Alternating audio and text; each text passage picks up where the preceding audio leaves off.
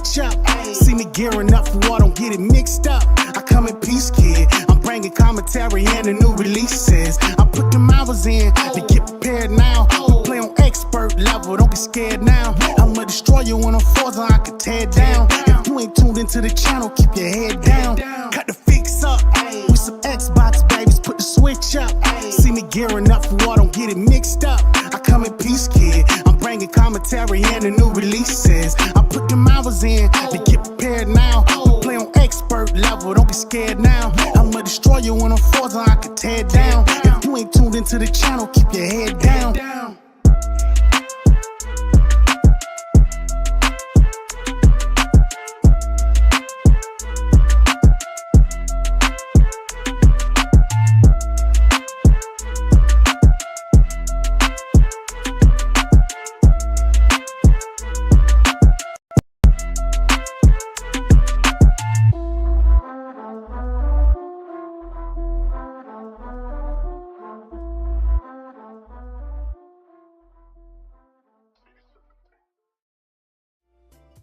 Yo, yo, yo, welcome to The Fix, hosted by myself, Infinite Umbra, and joined by my co-host, Daniel McG.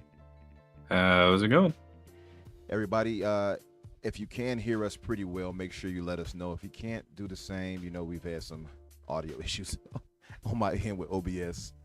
And tonight we're joined by our good brother and excellent M&A lawyer, Luke Steele. Luke, how are you, brother?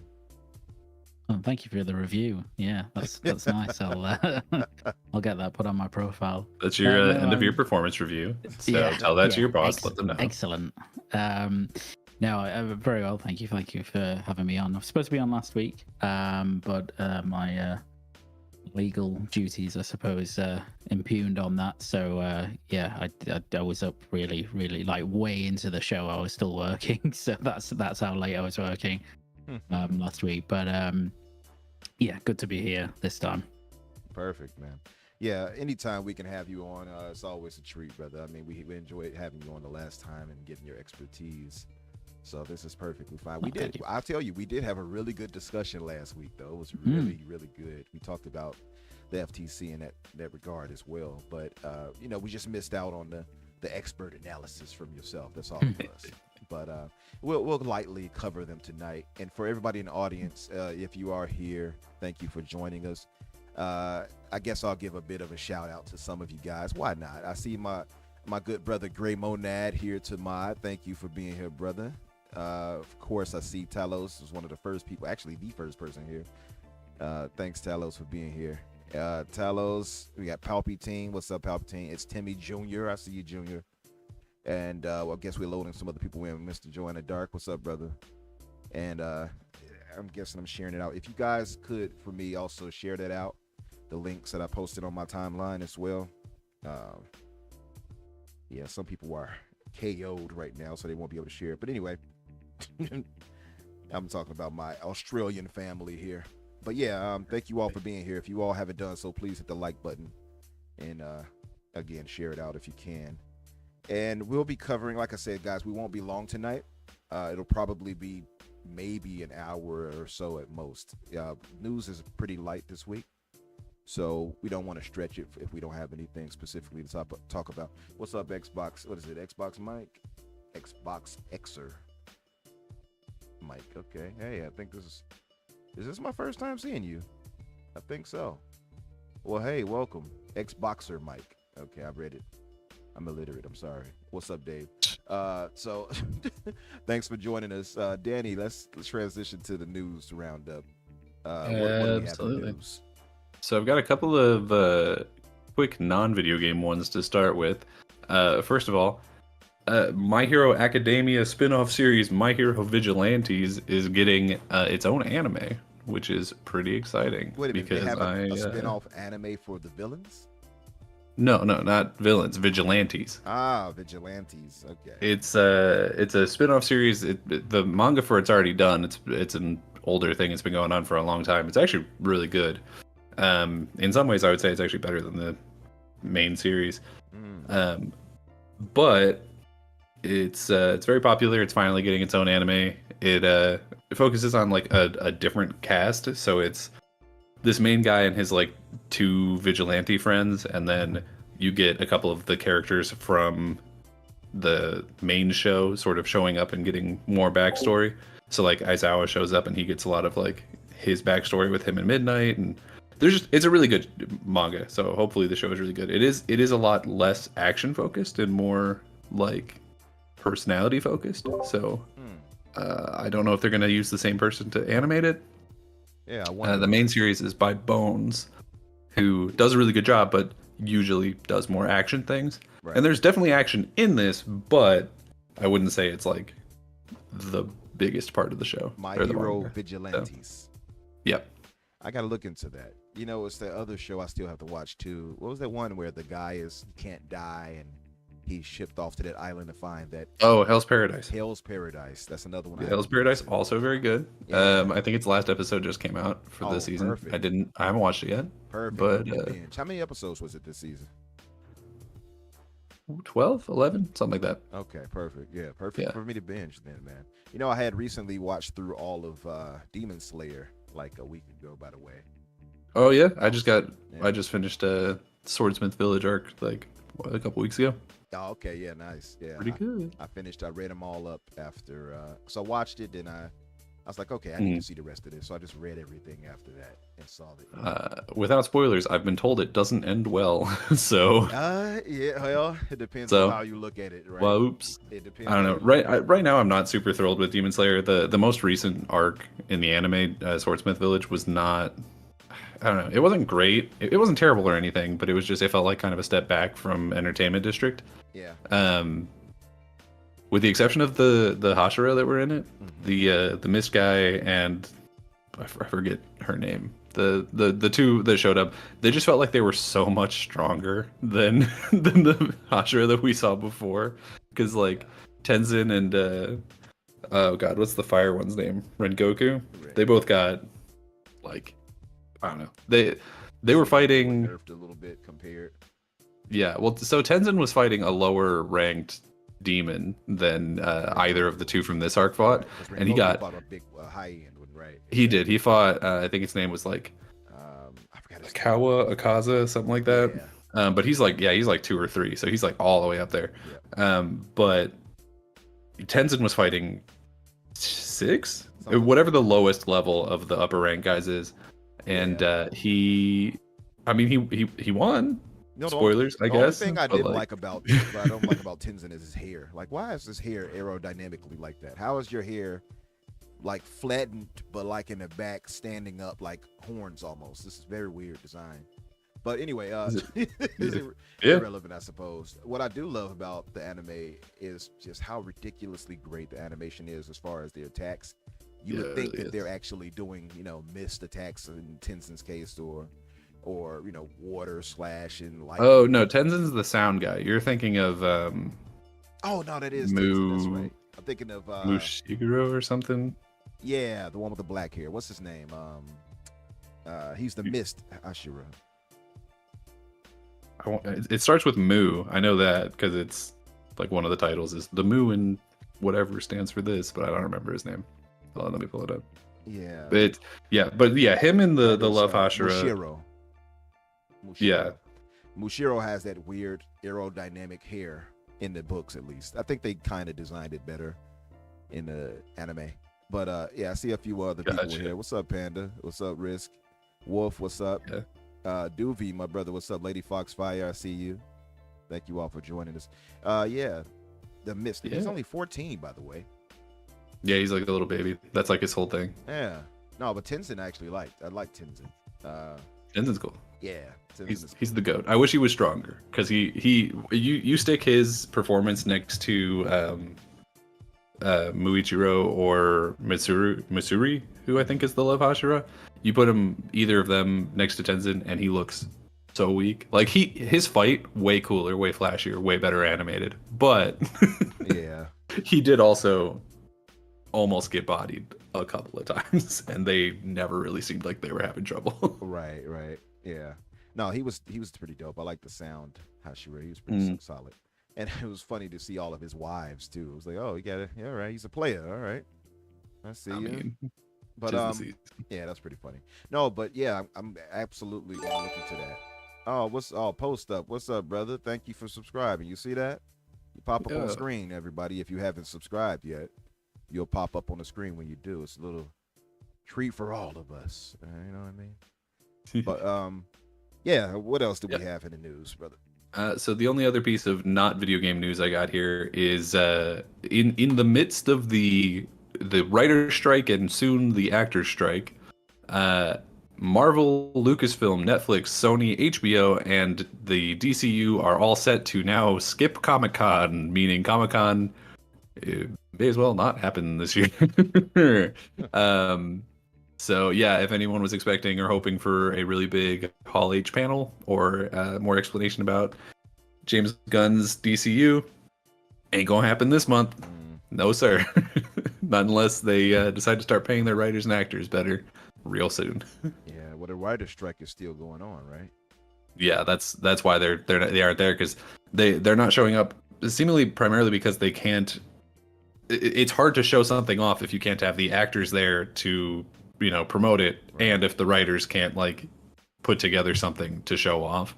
They would just have to come out and be like, so here's a title for a new thing. It's gonna be this, I guess. Except I guess, does writing the title count as writing? I don't know. It's a mess. Basically, Comic-Con may as well be canceled this year, is what it comes down to. It's just don't expect any fun news coming out of Comic-Con. Okay. Real bummer. Yeah. Well, hopefully they get it together. But yeah, I mean, we discussed a little bit about the AI possible, like them.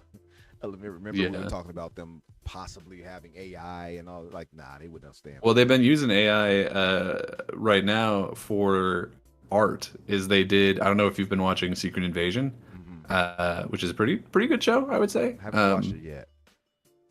The intro for it, they entirely used AI for the art of it, and they tried to like cover it up after the fact to be like, oh well, like we wanted it to feel like inhuman and weird and like kind of unsettling, and it's like, well, it did, but also don't do that.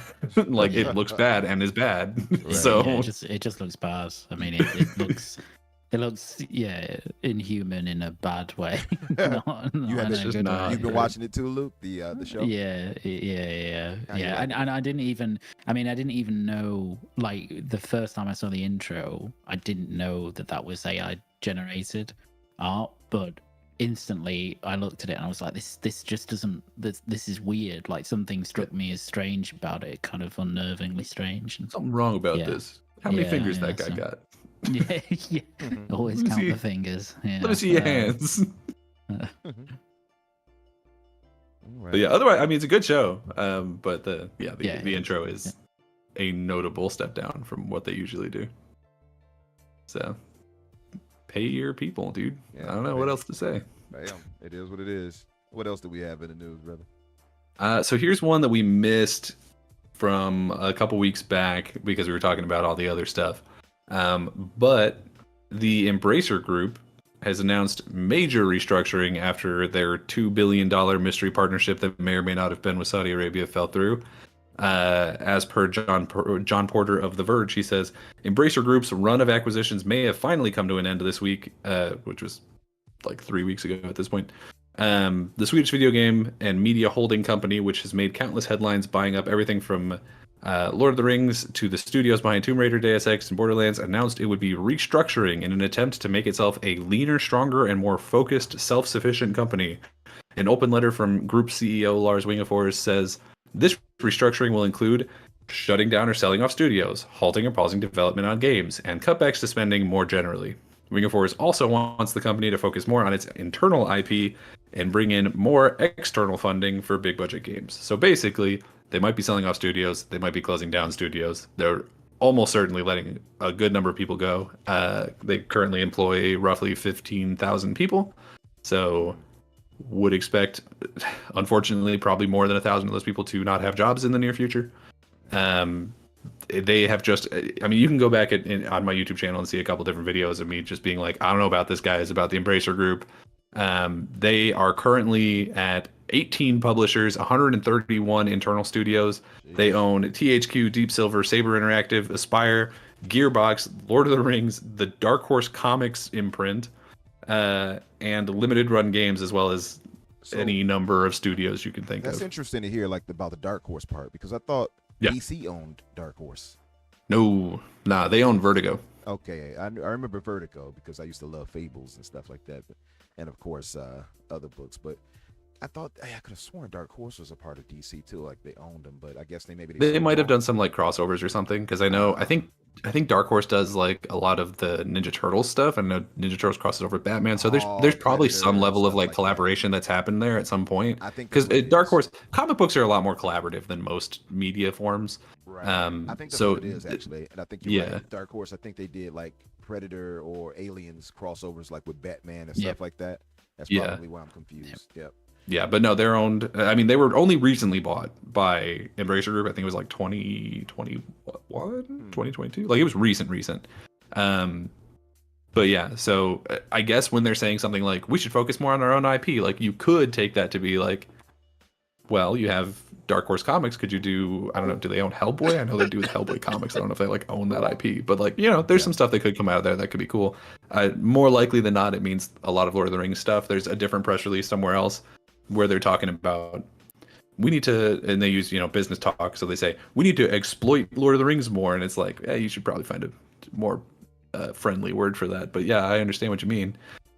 But that's interesting, though, it's a huge because bummer. it goes in line with, and I agree with you, Riskit, in the chat. He said I still think it's a good group. It is a business though, and he's right about that. But what I will say is, they embrace the way they even approach things as far as grabbing like something like Dark Horse. That's something I want Xbox and Microsoft to do, is to grab a license, like a different verticals. Absolutely. Yeah, I mean that would definitely make sense. Yeah. I mean that's something that we've talked about, I think, on this podcast, certainly on other ones, where I think a huge pickup for them would be Warner Brothers. It just absolutely massive, and it would be almost entirely a vertical merger in terms of the things that they do, because their video game imprint is it's barely existent in terms of like actually moving a needle in the industry. right? So it would be largely a play for like, and now they own HBO or Max or whatever the fuck they're calling it now. And like they would have the comic rights or whatever. Because they recently, God, what was that? That must have been last year, because I was still working at TD Ameritrade when it happened. But AT&T spun off Warner Brothers and Discovery into its own separate entity. So they could just buy that. Of course, we have also seen recent reports that they're also not doing super great. Not just because The Flash is bombing tremendously, but for a number of reasons. And so they're apparently also looking to sell off some smaller portions of just WBD. So who knows? I don't know. We're say with in conclusion, everything's weird. It sure would be a shame for Microsoft to come in to liberate them after this whole ABK situation is done. What do you say about that, Luke? I wouldn't. I mean, I'm not. I'm not putting money on it. Yeah, I would. Imagine them grabbing. Too much. I don't think it's a secret. I think it's been an open thing where Microsoft has wanted to grab that Tomb Raider license. I mean, they had adverts with Lara Croft next to Master Chief, Batman, etc. Also Batman. You know, so I still believe whether they announce it out loud or not, that they do want to grab an icon like Lara Croft. Unfortunately, that's probably one of the last things they would be looking to sell. Mm-hmm. But if they are having a garage sale, I can totally see Microsoft stepping in, and obviously they would be doing it for their own business reasons, but me from the outside, it would, I think, generally be a good thing to be like, hey, instead of firing all these people, what if we like took them on instead? That would definitely be a positive in my absolutely. Like a lot of the teams that they own are not ones that people would really recognize or understand. It's probably a lot of mobile stuff, which, to be fair, Microsoft is looking to get into, or it could just be smaller studios that they could be like, hey, do you want to do support work or something like that? Like there's definitely things that Microsoft could probably go up to Embracer and be like, hey, we know you're going through some hard time and we happen to have money, and like make some kind of deal. I would not expect it to be Tomb Raider necessarily, because that really does feel like one of the things that they would be like, we need to hold on to this in order to make money so that the company doesn't die. I feel like that in Lord of the Rings would be like really hard to get away from them. Yeah. But I don't know. Who's to say? Yeah, who's to say? I will, like I said, though, if I think that the business model that they have, at least, is of going, like you said, different verticals, grabbing something like Dark Horse, is something I think Microsoft would do well to embrace. No pun intended. Oh, absolutely. Well, And use unfortunately, that. because Yeah. Dark Horse, I think, did the Halo comics, right? Probably, they Yeah, definitely did the they Gears did. ones. They absolutely did. Um, That's right. I forgot about that. But So yeah, there's definitely some it'd be partnerships smart to there. do that. I think like they can go for because a lot of people say you don't have to get Batman, you don't have to get Spider-Man, the Marvel characters, DC characters. You can also go for Right, people like yeah. Spawn. I know a lot of Xbox guys would like Spawn. Why not go for license like Spawn. that? I don't think Spawn is Dark Horse. I think know. Spawn is No, I'm saying Image. I'm saying like going for Image.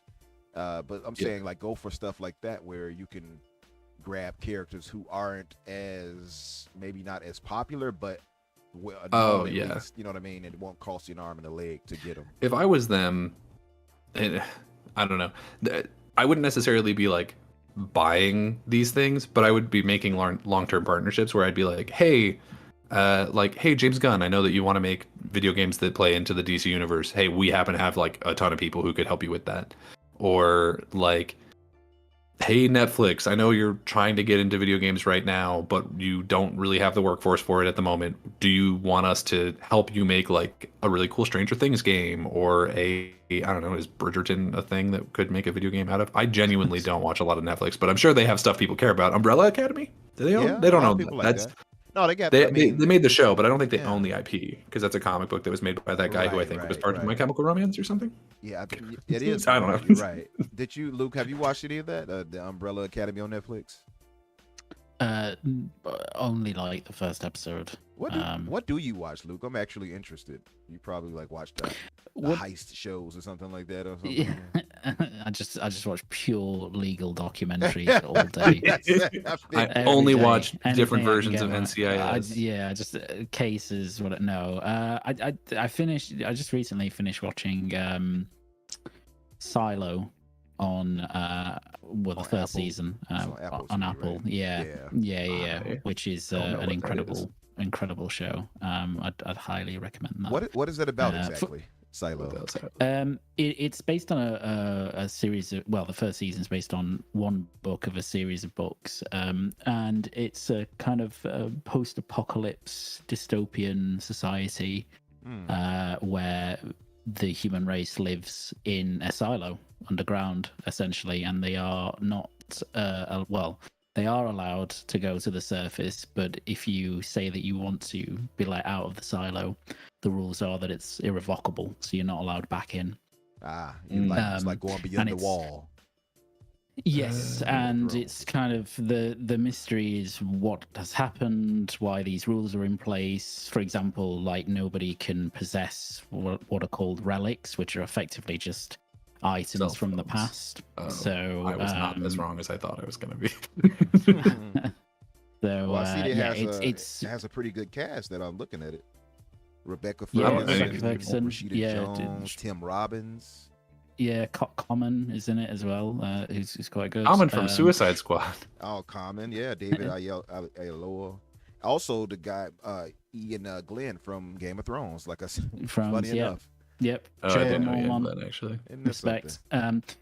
Yeah, it's very good. I think if you it kind of reminded me a lot of the early seasons of Lost. Yeah. And I know everybody has their view on Lost, but I think when that came out, it was kind of a bit of a phenomenon in terms of, here's a scenario and here's a load of questions, It and was you a just phenomenon. really want to know I'll answers. tell you though, I did not Yeah. care for It Lost. was, yeah. I did not Yeah. care for Lost. Yeah. I cared for it at first, and then I stopped Yeah. caring Yeah, pretty fast. yeah, exactly. Yeah, I most people. kept I was in seeing the same the guy boat. breathe Yeah. super heavy, and I was like, I'm tired of you breathing like this. Let me turn. Are I you don't know. talking- Yeah. You talking about the big guy? No, No, I don't want to put the you lead off. character, the one that looks like Captain Shepard, Commander. Oh, What's his his name's name? like something Fox or something Wolf. Matthew Fox. Something Shepard. Yeah. I think it is something. You know what? No, Matthew. Is it Matthew Shepard or Matthew? Oh, Of his the character? actor's Matthew Fox. Matthew and, Fox, It's okay. Jack, isn't it? It's Okay, Jack yeah, Shepard. it's Is it Jack. Jack Shepard. That's what Yeah. it was. Something like that. I knew Shepard played into it or something like that, if I'm not mistaken. Yeah. Which further made it like, is this where they got this from? His face from the game? Anyway, long story short, I didn't care for Lost, but I do know some people who really, really loved it. And so I didn't give it the time it needed to. So maybe it was okay. But yeah, I have to check that out, Yeah. man. It's another show on Apple TV that I saw that somebody mentioned. I can't There remember was- the name of it right now. Was it the like Native American? Oh God, how do you even describe that show? There's one where it's like a Native American tribe got a bunch of like really terrible land, but then it turned out there was oil on that land, and they were like, "Hey, guess what? Now we got the money." And then it turned into like, and then of course, as it always does, it turned into a huge fight. Yeah, of course. Oh, yeah. Yeah, I can't recall the names of this other one. I see this Ted Lasso people keep talking about all the time. I have to check that out too. Yeah, that's really really good. Yeah, I've not that's good as touched well. Apple TV because I don't like Apple Me either. or TV. But I know they got that So- hijack with Idris Elba too. It's another one though. Somebody Yeah, was they got telling some me good to stuff. see. Cannot think of the name of it. But they were like, "Oh, you got to check this out. It's on Apple TV." I just can't think of it. Anyway, moving on. We'll get to that some other time. Danny, what else do we have in the news? So we got some bad news, unfortunately. Beyond Good and Evil 2, their creative director has died at the age of 40, which is dramatically young. It is, yeah. Not that game needed anything else to sort of put it in a negative light, but unfortunately from what I could see, they didn't say any causes or anything, but his name was Emile Morel, and he was he's been working at Ubisoft since 2009. He's worked on titles like Rayman Legends, and most recently Beyond Good and Evil 2, a game that for sure does exist and is being worked on theoretically. Man. But it's a real shame. Yeah, that is really a shame. Rest in peace to the brother. That's a really young age to die, 40 years old. I'm gonna guess that it was probably something terminal like cancer or something, but that's sad. It also brings further clouds over the development of that game, like you were saying. So I Yeah. just wonder if that is ever gonna see the light of day. Anyway. Yeah. Well, speaking of things that might never see the light of day, former Rare dev, which is how he's been described, even though it's Grant Kirkhope, the guy who did the music for BanjoKazooie, says that he doesn't think there's an audience for a new Banjo game. It was specifically in a VGC interview that was related to the 25th anniversary of the first BanjoKazooie, and he said, "I think Rare would be open to somebody if they found the right team, but I don't feel that team exists. Also, I'm not convinced the audience is there either." So that's interesting. I know there are a lot of people who champion the game coming out. Boom, our brother Boom is one of them. He wants it to come out. I'm all for Paris Lily also. Paris is for it. Yeah. And then we have others like Cody Eastwood, our brother Colt, that doesn't want it, doesn't care for it. So there are some that don't care. But I think that the platformers is kind of a dying breed in gaming.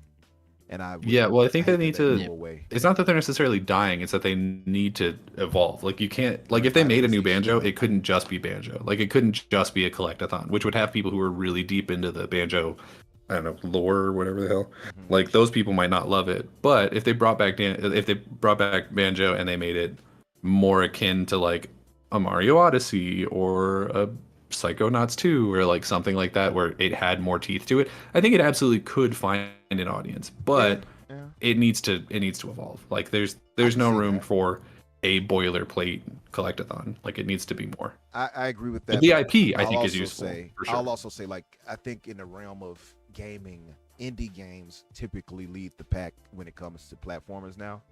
So you'll typically Absolutely. see them doing it, except for you on Nintendo at least. Then of course Mario's there, like you pointed out. But like I feel like it's just not the genre it used to be, right? So for me, I feel like the audience can be there, but I think it's one of those things where if you build it, they will come. You know what I mean? It's not something that Yeah, I mean, they're gonna if have you to build it make and you put it on Game Pass, Absolutely. people will play. I'll play it. Make it a thing where, hey, Like- this is a must-play game. I think it's just a matter of budget and a matter of want and desire, and I think Microsoft has the advantage of having both, as far as at least the budget behind it and the desire of Game Pass and more games coming into it. As far as the team, though, I did point out before on other shows, I thought that Rare had been real reluctant to try to get into making that, because their responses to people on Twitter was always kind of like, like they kind of dodged the questions. Mhm. And Well, so, Double Fine was doing the same thing because I forget who it was, but there was some interview where Tim it might. Schafer, I think it was IGN. Yeah, I think it was Ryan McCaffrey. Yeah. He was like, "Hey, Rare's not doing Banjo. You guys are make a good one. Do you want to make it?" And I think specifically Tim Schafer was like, "No." He was just like, "No, we're gonna do a different thing. We're gonna do something else." Yeah, he did. And he was basically saying he wanted to make their own games. And Tim Schafer, that's why I love him though, because he's just a really creative mind. Yeah, you don't I really also find want people him to like make that. his own games. I don't want him making. Yeah. I mean, he would do Banjo. There's no doubt. I'm but torn, honestly, because I feel like Yeah. that'd be dope to have other creators step up where the other ones are not and give their own unique taste. Like, because you mentioned a second ago something to change it to the akin to something like Psychonauts. See, so that it Something fits like in that, line yeah. with that, right? Well, So, I was just those Yeah. are just the platformers that do well these Right, days. right. It's like Psychonauts and that. so So, I but do, yeah, I do it's- agree with you though. Like, you let them do their Yeah. own thing, right? And Microsoft is not going to, force that as far as that goes anyway. I just feel like there has to be a team. But I will say, if I know who that if team A- is. It's Toys for Bob. Exactly. See, you knew where Yeah, I was it's Toys going. for Bob. If That team ABK exists goes through, then and we got that may team that we eventually need for be it. owned. Even if they don't end up buying them, though, I think they should reach out to Toys for Bob and be I like, "Hey think so guys, too. I agree 100%. What about Luke? Did you ever care for Banjo and Yeah. Kazooie? Was that ever your thing? Not really. I was more of a Conquer More of a Conquer person, fan. which isn't That fits. isn't a direct comparison. But that's yeah, funny in you terms- mentioned Conquer, because that's another one that people have been asking for. In Yeah. fact, Yeah. Cloveril definitely less whether on loud Twitter. than they've been asking for Sure. Banjo." But yes, Absolutely. Yeah, But it that's would- one that it would be- another one that they ignored for a long time. It would be Yeah. really difficult to do a Conquer these days. I know. For various reasons, but yeah, I think Just stick 'em in high on life. Banjo, like, well, yeah, true. I guess with Banjo, like, I wasn't really a huge fan back in the day. I think the problem with a lot of these IPs is I understand that people have a lot of nostalgia for them, like I do for Conquer or people do for Banjo. Mhm. But in terms of the relevance these days, it's pretty minimal, right? Like it's kind of Yeah. nothing relative to the wider gaming landscape. So I don't think that those games would be. I mean, maybe Conquer for the the kind of controversial factor, I guess. But True. Banjo, yeah, I think Daniel's right. It would have to really change very significantly for it to kind of stand out. And at that point, are people really interested in it in the same way? If it's not a proper true platformer, it's like Nuts and Bolts, right? That came out and it did something which I thought was quite fun and different, but it Right. flopped massively. it wasn't good until Zelda did it like 15 years later. You know what I mean? until Zelda, so- ignoring all the other things that Zelda does. That's right. So, no, Yeah, that was the yeah. only thing. It didn't do anything else. By the way, guys in the chat, if you haven't done so, again, like the I almost said the tweet, like this stream. Also, Straight Duval said devs actually have to want and have a passion for an IP. If you just throw someone on it, it's going to come out bad. And I agree. That's true. I agree. I'm sure that there are plenty of devs who do have passion for BanjoKazooie, but they would also need to. I just feel like I said, it is one of those IPs where like there's a lot of weight behind BanjoKazooie. There's people who love BanjoKazooie. Like it's a worthwhile IP, but you need to find out what that IP looks like in 2023. Yeah. And I think that because I think if you find that, then you can get that back really easy, right? I think you make a really good game. You maybe make it more like a Mario Odyssey, like I said, and then that can spin off into all kinds of different stuff, right? You could do like a children's cartoon, maybe partner with like Netflix or something to have them do it, right? Their animation's pretty good recently, apparently. So like that's like the one department that I go to Netflix for fairly recently. With I mean, Arcane was what, last year, 2 years ago, but whatever. Point being, like BanjoKazooie feels like one of those IP that they talked about in a lot of their leaked court documents, where it was like, we want IP that can be more than just video games. And BanjoKazooie feels like it could be that. I agree. But there's a lot of work that needs to be done to get to that point. Yeah, because So, they could definitely spin it off into a cartoon, to animated series. It's other, Yeah, and I think it's once you other get it in IP there, they had then- like that. By the way, remember Blue Dragon had its own anime or cartoon. Blue Dragon did. I don't know if they own the IP for that. That's it's a Toriyama joint, so I don't know exactly how that worked out. Yeah, But that's a good if they point. did, Yeah, yeah, I for agree. sure, make that an anime. I mean, what's that new one that he's just he's making. It's called like Sandland or Sand World or something. It's based on a yeah, manga that I didn't read yeah, from the 90s. Yeah, they showed the gameplay for it. This what was it at games at I think it was Gamescom or not Gamescom. Summer Game Fest. Yeah. Yeah. It looks really good, and so yeah, I mean, I don't know if they own the rights to that. Someone would have to look that up and let me know. But if they do, then yeah, that is definitely another thing that they could bring back from the dark. And if they made an anime out of it, and got Toriyama on it, I don't even know if he's still like actively working or not. I wonder. I mean, his art style is so but- prevalent that anybody could pretty much do it nowadays, I think. Yeah, but if you make an anime out of Mimicked and- that and you put it in one of the like rotating anime seasons, I think that would even help you move into the Japanese audience, which is something that they're trying to do. They definitely have a lot of IP that they could do this with, but BanjoKazooie for me is definitely for me one of the ones that's more relevant in my mind. Banjo is relevant, I agree. Conquer, and it's also because of that nostalgia factor to me, and I think Yeah, for its faults, and if anything, I would say Xbox lacks in some ways, outside of at least Gears and Halo, they lack nostalgia, the nostalgia factor. And yeah. this is why I think Nintendo excels so much as they do with Zelda and Mario. Oh, Nintendo are nostalgia vampires. Absolutely. Their entire business market is Pokemon, nostalgia. Absolutely, and I think Microsoft would do well to tap into that. Because Absolutely. Sony as well. I think both would actually do well because Sony. Yeah, has some why is IP that Sony they don't not touch. giving me a new Sly Cooper? Where's you know Jack what I mean? and Dexter? Exactly. You know what I mean? Like I used to love Jack. Did anybody else? Did you play that, Luke? Jack and Dexter growing up? Things Oh like yeah, that? I loved it. Loved Yeah. it. See, like stuff Yeah. like that. It's like Yeah. those are untouched IP that should have games. We should not be on the 17th Ratchet and Clank and not have a fourth Jack and Dexter right now. You know what I mean? That's Yeah. just the way I see it. So yeah, it's a lot of untouched IP that should have a renaissance, if you will, in my honest opinion. And I just don't like the idea that Yeah. Microsoft has You so know- many untouched IP that's sitting around. Yeah. Personally. You know where Microsoft could get both teams to work on it and nostalgic IP is if they bought some of that THQ Nordic stuff. Hey, You know what I mean? hey, I'm with you I'm on just that saying. one. Hey, this, you won't hear me complain about it. What about you, Luke? THQ Nordic was basically the entire AA library of the 360 generation. Yeah, absolutely. So- And Luke, let me ask you. Yeah, Because yeah. I don't think I've ever asked you in this way. What's up, Steve Biko? What exactly, if you had to say, if you had to point Microsoft in the direction of somebody to acquire, and you feel like they could, who would you say to go after? That's a difficult question. I guess trying to think. Look at it in a way of who you feel they would do well to own and would elevate in a way. Okay. Right? So So you mean who would make the most business sense and not necessarily who you would want the Exactly. most? yeah, who would Okay. make Yeah. the business sense and who could possibly use that influx of money to come up to bring them up to where they could be. What's up, Pete? I think the one that makes most business sense to me, I don't necessarily think this developer needs the money because they already do a lot of stuff with Microsoft, but Asobo, Yeah, no, I you agree know, there.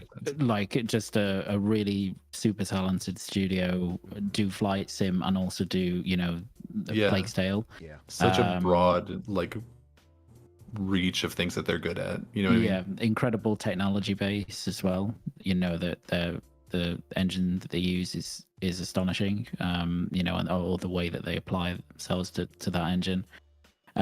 So and years ago, not necessarily now, but I would have said Remedy, because again they were one that just made sense to kind of pump a lot of money into, because again, super talented, proprietary engine, that sort of stuff. Remedy is my top single studio pick for sure. Remedy's all the way up there. Yeah. And I know that the negative thing that people always point to is like, oh, but their relationship with Microsoft is pretty bad. First of all, I don't know that that's 100% true. I think that we're assuming a lot of that. And two, I mean, Obsidian's relationship with Microsoft wasn't particularly great either, but like money talks. So that's true. Yeah. Yeah. No, but Asobo absolutely would be one. I think Microsoft is going to try to acquire them anyway, being honest. Asobo, Yeah, I would be surprised if they didn't. I think at this point, given the level of collaboration that's gone on there, I'd be quite shocked if they didn't try that in the next couple of years. Yeah, I mean, people talk about organic growth. I don't think you can get much more organic than grabbing No, somebody I was- you've had working on all the IP like IP. They basically I was already gonna work say for that him at that this is point. kind of the definition of organic, unless you're actually building a studio. Like the next best thing is to do what they've done there, and I guess it's the same with Playground Studio like that, right? You know, exactly the same kind of building them up externally, and then acquiring them when they're kind of at critical mass, but still have a bit to go. I agree. Well, you know what organic growth I would really like to see from, well, I guess mostly Bethesda, but from Xbox in general, is if they took some of their more talented teams and created secondary studios for them. So like if Coalition, I don't know if Coalition already has multiple studios. I think they already have different teams, but I don't know if they work in different places. But if the Coalition opened like a different studio in, I don't know, maybe a different country or in a different part of the country, where they could sort of have two different groups working on two vastly different projects, I think that would really help, especially if they could, share the sort of if both of their teams could be working as well with Unreal as the core team is, then that would be great. I think the one that needs it the most is Bethesda Softworks, though, because they need to be getting those games out a little bit faster. Bethesda could absolutely do that. I mean, they have id Tech there, but one thing I will point out, Microsoft, they recently announced that Microsoft is getting together their technology team, much like Sony does with their ATG team. So they're definitely putting that together. But I agree with you on separate teams. I think, by the way, one of the acquisition targets was IOI. And IOI just, by the way, opened up their Brighton office. So they have separate teams. I will say, though, seeing that news drop like a couple days ago that they're opening up a new studio was really funny, because the biggest con that Xbox had for them was that they have a history of over expanding and then having to cut off sections of them. And I was like, they have opened like 2 or 3 studios in the last year or something. So I don't know, dude. Oh wow. So what's up, Doomy? I see Doom Cutie joined us. My brother Pete. What's up, Yobi? I didn't see you right there. It says Infinite Number, or they could put out a post calling any independent gaming company who has a passion for Banjo to make a new entry for the city. They absolutely, there's so many ways they can go about getting games like Banjo and Conquer out there. I mean, they can go a lower budget AA route if they really wanted. It could be inventive. I don't know that you necessarily need a huge budget for a BanjoKazooie game. There's a bunch of ways to do it, and that I think that they're not really exploring. What's up, Deadman X? Thanks for joining us, everybody. If you're new here, or if you just joined us, please hit the like button for us. Pete, I see you. Pete said he just ran a 48 Nightmare dungeon, is trying a 55 level now, and all without me. How dare you? Anyway, you tell me you don't play during the podcast? I actually respect it. I know some people do. Yeah, that's some that do. So I got some noise interference back in the background. So could you go to the next topic for us, brother? Yeah, absolutely. So the next one, kind of a quick one, but it's been officially announced both by Xbox and by the respective brands that Xbox will be at both Gamescom and Tokyo Game Show, which we already probably could have assumed, but now it's official. Gamescom specifically making note that both Xbox and Bethesda will be there, so I don't know if that means specifically there'll be a Bethesda game on the floor. The assumption would be there would be Starfield, I guess, but also I don't know that that's like a game that would present super well on a show floor, because you're gonna have a really limited time with it. So I don't know, who's to say. But in terms of Tokyo Game Show, alongside the announcement that Xbox would return there, as they have been for the last couple of years, they also said that they are expanding it to use the full sort of exhibit space for the first time in like 4 years, and that it will be the largest Tokyo Game Show ever. So it looks like both Gamescom and Tokyo Game Show are looking to sort of expand and become more like destination events in the death of E3. And you know what? I'm here for it. I think Tokyo Game Show would be a really cool thing to have be big, just with how many developers are in Japan. So here's hoping. Yeah. I am specifically really excited to see what Xbox does at Tokyo Game Show, because so far they've been there the last like 3 years or something, and every time they've been there, it's been a little bit better than the previous year. And so I'm wondering what they're going to show this year. Yeah, I'm wondering it too. It is interesting that they're bringing both themselves and Bethesda. I mean, after that 45-minute blowout that we got with Starfield, it's like, what else can you show? At this Yeah. point, it's like we've seen so much, and I know the game is going to be freaking gigantic, but I don't know if they would show anything else with Starfield, right? I can't imagine. Yeah, and I it's exactly like you said. I don't think they necessarily need to. Like, if you watch the Starfield Direct and you're not sold on Starfield, then you're not going to be sold on Starfield. You know what I mean? Yeah, you don't want Like, to I think they did as good of a job that they were going to be able to do with that game. Like, I don't think you can show that game off in a better light. No, I don't think so. you can. I actually saw some one of our Who brothers, by the way, mention on Twitter that that the game looked poor from what they showed us, and that it's really? Yeah. And then he referenced of course Fallout 76. Oh, I thought you were gonna say No Man's Sky. But yeah, no, that makes sense. Yeah, he referenced Fallout 76, and I'm like, come on. And I just asked him, I just put a gift that just said, crack is whack. You know what I mean? Just put it down. Crack is whack, dude. At this point, just put it down. That's all it is.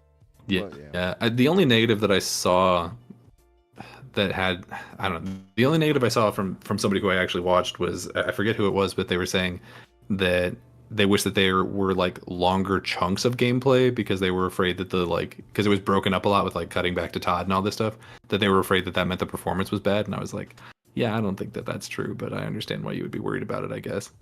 So I don't know. That's literally the only negative that I've heard from like a credible source. Yeah. So yeah, I wonder though. Maybe, well, they wouldn't show that there. I'm like, would it be hilarious if they happen to show Indiana Jones there all of a sudden? it would be really cool. But unlikely. Yeah, for sure, unlikely. Although now we know it's a exclusive. I don't know if they necessarily were expecting that to get leaked as part of this FTC case.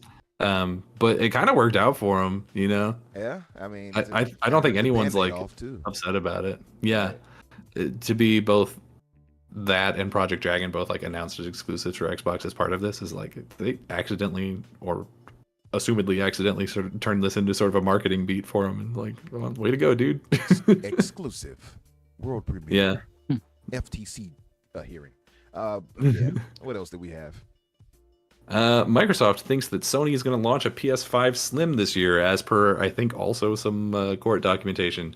The quote that I have here says, as written by Xbox, PlayStation likewise sells a less expensive digital edition for $400, $399.99, and is expected to release a PlayStation 5 Slim later this year at the same reduced price point.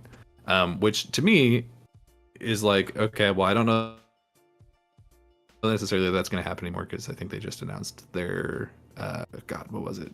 They announced something else. Oh no, it was Xbox. They announced the bigger hard drive Series S. I don't know. I don't necessarily know that we would get this launching this year. I feel like it's already July. If it was going to launch this year, we probably would have heard about it. But who's to say? I guess, you know. I'm just waiting for the inevitable mid-gen refresh announcement. So. I do think that'll probably happen from PlayStation. Yeah, I think it will. For Microsoft eventually as well. I think that for sure. I think that because we got some, I forget exactly what it was, but there was something. It may have been something that they were asked during the court case. I can't remember exactly, but there was something where it was like, hey, someone was talking to Phil, and they were like, I think that, you know, is there going to be a mid-gen refresh or something like that? And he was definitely saying like that they were keeping an eye on the competition on it. So I do think that they like have plans for it, and if PlayStation announces one, that they will also announce one shortly after. So. But I think they're just kind of like waiting. I mean, to me, I think it just makes sense. And now that we're getting games that are not hitting what we thought they would hit and what we were advertised and told that they would hit, you know, performance-wise, I think it's more likely that that'll be the case. Luke, you are more of a PC master racer, though, right? I am. So you don't have to worry about these issues us peons have to go through, huh? Well, I don't know about that. I mean, some of the ports recently for some of these games have been that is dreadful. true. Yeah. So like Jedi Survivor, I can't actually play that at the moment because it's still messed up on PC. Still messed up, man. Yeah. Wow. They have barely. I mean, they did I should have known better. People should have known better, but they did the same with Fallen Order. That wasn't particularly good when that launched, and they never actually properly fixed it. That is something. Wow, I can't believe that. I thought they patched that up by now. No, they've done You a would have couple of thought so. patches, but it Wow. hasn't resolved, the fundamental issue, which is Frame rate and effectively such. stuttering. Yeah. So yeah, and look, I mean, like, it doesn't matter what hardware you play. Like I've got a 4090, Right. and it stutters on that. Yeah.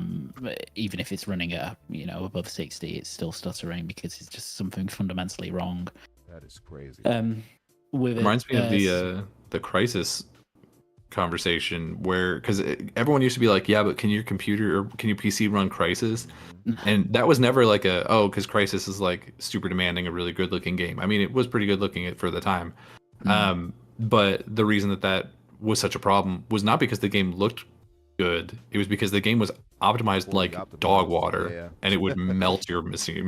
Yeah, Like it was a mixture of the two. I mean, it was extremely advanced. It was doing a lot of things that just other games weren't doing. It was really pushing the envelope. So there was that.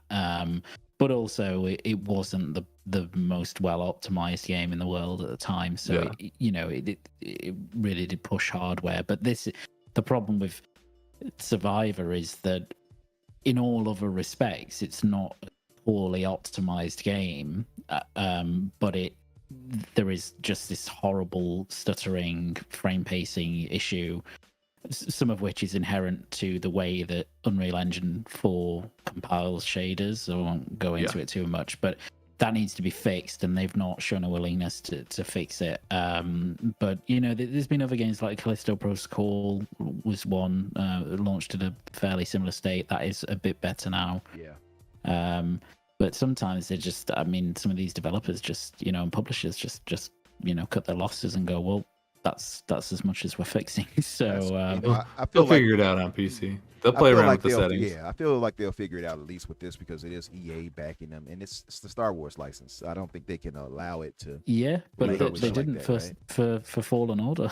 Yeah, They did it. They never fixed it. So except for that one. Yeah, well. except for that one. So I mean, they've had so much feedback on this. So it's such a shame as well, because if you play, like, I played the opening to that game, and it runs so well in the opening, and I was like, what's the issue? I was like, I don't understand what these problems are. And people were like, yeah, wait until you get to the second planet. And I was like, oh, okay. Yeah. I wonder. Yeah, I see why. I want, there has been something, and I'm reluctant to say it because I know people will give me flack for it, but some people have been pointing to Unreal Engine 5 being the culprit for a lot of these games.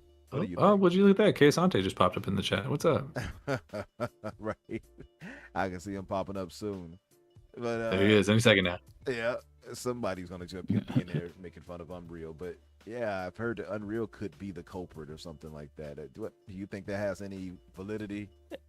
Yeah, I mean, the stutter issues are inherent to Unreal Engine, whatever, at least Unreal Engine 4, because you get this behavior across different games running on Unreal Engine. Sometimes you don't, which is great, but often you do, and developers either fix it or they don't, which is the real kind of annoyance about it. Because if it was just something everybody fixed, it wouldn't be so bad, because you'd be like, yeah, that's not great, that it's launched with that. But so it is. What people don't know is how this, what's going to happen on UE5, right, when games start consistently coming out, especially with PC ports. What that's going to look like. Are we going to get the same issues or not? So I don't know, but we'll have some UE5 games soon, hopefully, some bigger ones at least, and then we'll see. But it's so frustrating. Like, if you watch Digital Foundry or like Alex Battaglia, who's like the PC guy, like, you can tell how like frustrated he gets. Like, he genuinely, worn down by this kind of Unreal PC port kind of fiasco. So yeah.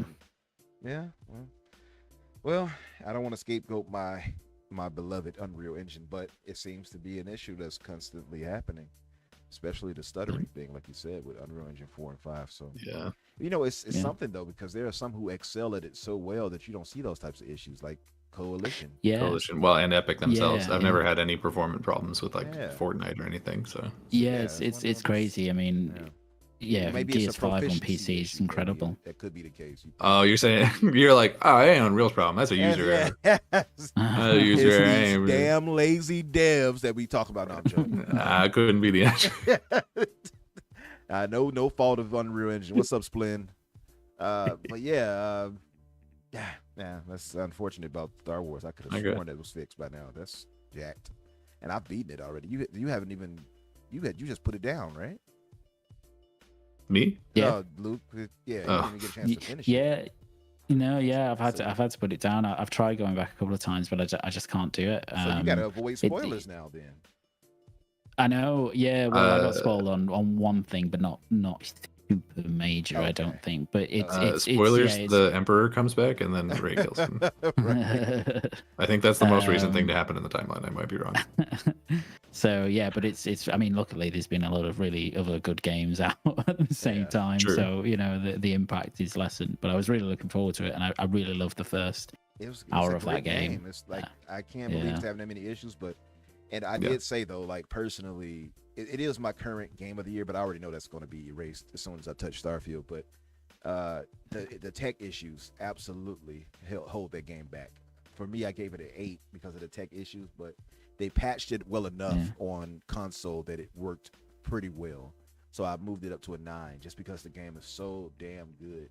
But for it to have that many technical issues, I'm actually stunned, honestly. Yeah. Jax82 said, wasn't Redfall made on Unreal Engine? What happened, Umbra? He's coming for you. That was a user. That was definitely a dev issue. That wasn't Unreal Engine's fault right there. That was the devs and their little vision. column A, little column B. Yeah, I'm giving that all to column A. That's the devs all the way on that one. Yeah, I won't cop to that one. Yeah. Anyhow. Hey, Pete, we got some stuff here about Diablo, Pete, that we'll be discussing while you're trying to do these level 55 dungeons without me, and me carrying you as I tend to do. Yeah. Yeah, I had to throw that out there because I know that'll upset him. But yeah, what's the other topic? Yeah. So, according to Derek Strickland on Twitter, who I don't actually 100% know what his qualifications are, he's some kind of analyst. Apparently, Game Pass good for GTA? Game Pass good, maybe? According to some analytics that were shared by him, that look like they come from maybe Take-Two quarterly revenues, I would have to assume. But it looks like the last time that GTA 5, if you didn't know, everybody, it just recently got put back into Game Pass for, I think, the third or fourth time. But the last time it was in there, their revenue for it went up from 179 million to 210 million, which is certainly nothing to sneeze at. And people are expecting it to do it again. It seems like every time it's gone in, it has only helped it to make more money. It looks like, especially right before it leaves, people are like, oh, well, now's my chance to buy it when I still got that discount. And so it shoots back up. So that's actually impressive that it made that much. Game Pass works really well for as a marketing tool, even for really big games like GTA. Yeah, who would have thought, right? That's pretty impressive. And it goes in line with what Sarah Bond told us before some time back, where she pointed out that, Xbox gamers buy more from, when they subscribe to Game Pass. So I know I do. Yeah, for a fact, man. Like Halo got so much more money out of me. Now it's my favorite franchise, to be fair, but they've gotten so much more money from me microtransaction wise, even though that game has issues. But because it's on Game Pass and I have I have the freedom of not having to pay for that versus buying the microtransactions themselves. So it definitely helps, and it just frees up money. I mean, you got all these games coming on there. You got more money to expand on something else. Then to be fair, you do have games like Diablo, which I've paid for. One armor, it costs $17, and I feel ashamed of myself. Jesus Christ. Yeah, and I found, what's worse? I found an armor in game once I got to ancestral level armor that looks better than what I bought. I was like, and I don't even wear the one I bought now. I think that's some shit. Yeah. That's not even that weird. Like, there's $20 skins in Fortnite left, right, and center. So I like it's fine for like one person. Yeah, yeah. It's it won't necessarily just be the skin. It'll be like you get the skin and a back bling and a pickaxe. But yeah, it's one thing really. Wow. Yeah, it's egregious. It's really egregious. But the game's free, so then you like justify it to yourself, and then all of a sudden you've got 6 different Spider-Man skins, and a real problem. That's how it works. It triggers. So. Yep. Oh well, I actually most of these V-Bucks I got just by doing the battle pass. So really, they're paying me to play the game. Exactly. That's how they get you. In other news, ID at Xbox is having a demo fest. I don't know if they've done this before, but they're doing it now. It's going to run from July 11th to July 17th, and it's going to have over 40 demos of indie games, which for me most notably includes Lies of P, although I think that demo was already out there, so I don't know what that's all about, but whatever. Yeah, we I will not be participating, but I'm happy for all of you. I don't like having my library in my Xbox have like fucking 10 different demo things in it, because I did that once for I think the first work from home Summer Game Fest situation. There were like a bunch that came out. It was like Haven and like Destroy All Humans remake or whatever. Like all of those had demos come out around that same time, and I downloaded a bunch of them, and then they just clogged up my my library, and I had to go through and individually like hide each one of them, and like it was a pain. It wasn't worth it. I'll just play the games when they come out. But so happy for everyone who likes them. I actually don't care for that either. If you go into the games like you uninstalled, for instance, you'll see it there next to the real game. One time I actually downloaded the demo version. I was like, what the hell? So I just always hide them. wish you could remove it all the way. I agree with you there. Also, by the way, some of the games they'll be showing, or at least having us play, allowing us to play, is one called Demon School, which is an RPG, Sea of Stars, which actually looks really Sea of Stars looks really good. And The Wandering Village, if you all remember seeing that indie game, that looks pretty interesting too. Yeah, that's the one that looks like a Xenogears or whatever. Yeah, that one looks pretty fun. So they got some good ones on there. Lies of P, like you said, already has a demo, so I don't know why that's being mentioned, but yeah. Yeah, I don't know.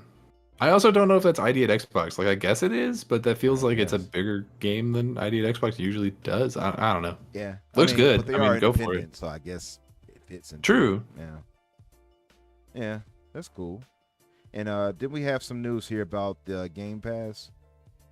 Yeah. So the price of Game Pass has officially gone. Well, will officially go up, I think, tomorrow. So if you didn't know, the console version of Game Pass is going up from $1 from, I don't even remember. I only have Ultimate, so I don't know what the price of that is. I think it's like 10 to 11 or something like. But Game Pass Ultimate is going up $2. And like that blows. Like I'm not thrilled about it. I understand why they're doing it now, because they don't want to be like, they want to pretend that it's not because of the Activision thing, but like it probably is. Yeah. Smart on them to actually do it before. To do it beforehand. Exactly. Yeah, there's never a good time for it, is the thing. Yeah. Like there's never a good time to be like, hey, actually the price went up, dude. Like yesterday's price is not today's price. There's never a time to do that where people are going to be like, cool, thanks. Right. Thank you for charging but I would more. be, I'm thrilled. But I would be lying if I was like, well, that's it. Unsubscribing to Game Pass. Yeah, like we have not hit my breaking point yet. Yeah, exactly. We've not hit my breaking point yet, but definitely not thrilled about this. That's where I'm at. I don't like that they did it, but I do understand it, and it's not so much or egregious enough for me to be like, that's enough. Yeah, I'm not like mad about it, because I feel like I saw it coming. Like I feel like we all sort of knew, like, hey, since they launched Game Pass, they've bought a publisher, a bunch of studios, and are theoretically pretty close to buying another one. So like I think we all would have expected, like, yeah, better content, more content, price is going to go up. Like that just makes sense. But it'd be cool if it didn't. It'd be real cool if it didn't. Yeah, absolutely. What else do we have? I see a few other things that we got. Yeah, I got Final Fantasy 16. Their sales have fallen off real bad in Japan in their second week, by as much as 90%, specifically in Japan, which is really dramatic. Like pretty much every game, if you didn't know, because you'll see these articles for every video game that has ever existed. They're like, oh, the sales fell off in the second week, because they always do, 100% of the time. The majority of people who are really excited for it will buy it in the first week, second week. Unless it's a game that people like didn't really have a huge amount of hype for, and then like it got really good word of mouth, then maybe it'll pick up in the second week, or it'll stay even in the second week. More often than not, it falls off. But 90% in their home market is traumatic. Like that's really bad. I don't know what the specific reason is, and I doubt that they do either. All I can think of is like maybe it's because the like because it feels very much like more of a Western game than a Japanese like Final Fantasy style game, so maybe they're like kind of down on it in that regard, or maybe they just don't care about Final Fantasy anymore. Like I don't know what the situation is. Maybe they've just said like, hey, 16, that's too many. Like we're done. Like I don't know, but that is a insane drop off. Yeah, that's pretty crazy. Expect to see the tweet from Square Enix saying that this has failed to meet their sales expectations because everything does. I believe there was somebody actually documented the numbers too, but I can't find it right this second. But it shows it was numbers, so they dropped from. Yeah, I didn't write those down, but it was.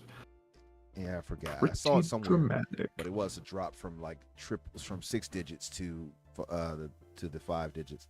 And then you had the analyst, or at least the reporter, game tech reporter from Bloomberg, who handles it over in Japan. You're talking about Mochizuki? Yeah. Or Izuki? Takashi Mochizuki. He says some say Final Fantasy 16's weak sales are due to elements outside of Square Enix's control. He says no, it wasn't. It was Square Enix that decided to launch the game on PS5 only at $70, no one else's. So Luke, what's your thoughts about that? I know you've been loving the game, and you've been enjoying it. What are your thoughts about the sales, and does that feel normal to you, or do you feel like it's they should have extended, because I think they didn't put it on PC immediately, right? Isn't that the case too? Yeah. It's just PS5 exclusive for now, although there is a PC port coming. I don't know. Like, I think it's a bit of a. I mean, in Japan, I think, as you say, it launched. I think it had like the highest retail launch for a PS5 game in Japan, right? And then it had this massive drop off in Japan, which is strange to have such a high opening. And as you say, you always get a drop off. That feels reactionary. You know what I mean? For it to be this significant is quite weird. But then I think actually, if you look at worldwide sales, I think it's actually done quite well. I mean, it's sold over 3 million units on just the PlayStation 5 install base, which is what, 40 million consoles. Right. So I think that actually that's probably for Square Enix successful already, bearing in mind whatever deal they had with Sony as well. What they paid on top. They will certainly say it wasn't. They're never happy. I don't know. Like, no, they aren't, but they're always happy when it comes to Final Fantasy, and even also even always like with their Japanese-based games, they tend to be happy. Yeah, they tend to be happy. Yeah. So even 15 didn't, wasn't a mesmerizing sales success, but it did well, and they were very happy with it. Right. It also launched, I think, to 5 million in sales, right? Yes, it did. It did across multiple platforms at the time. Yeah, so if you put the worldwide sales into context and all of that stuff, actually 16 appears to have done very, very well.